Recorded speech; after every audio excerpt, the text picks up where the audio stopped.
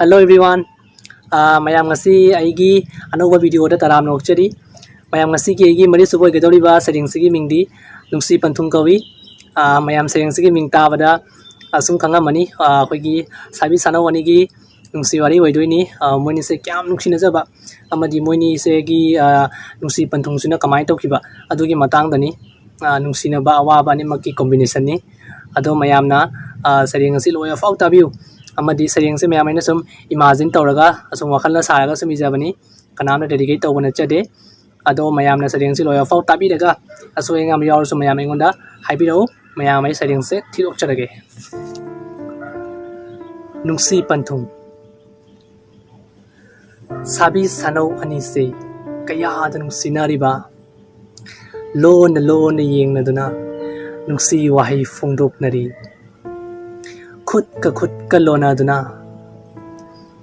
nungsi wasak saknari mapok tare thadok loi amam angan pallaga wasak nari nungsi ki torbanda mahau sagum family nami banungsitna liri humli joizai naraba samlangbu fugat na duna ikai na mamon mino nobly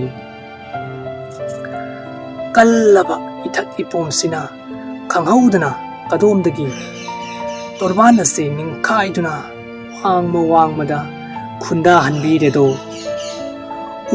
una kaina pirang taithok pangamdare ikhut sina lamba fangdare paklabai pakse lanthok pagi ayaba leitare hinaw ama honbagi pangal suyaudare amuk hanna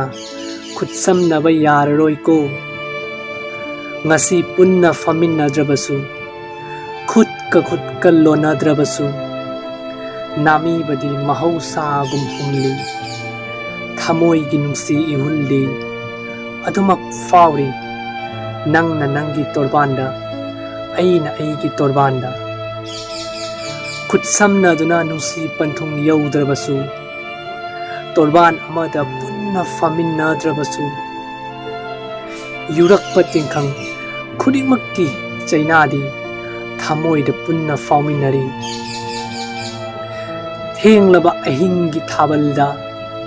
pindaba awaba fongdokli ayukki senglaba atiyabu yenglaga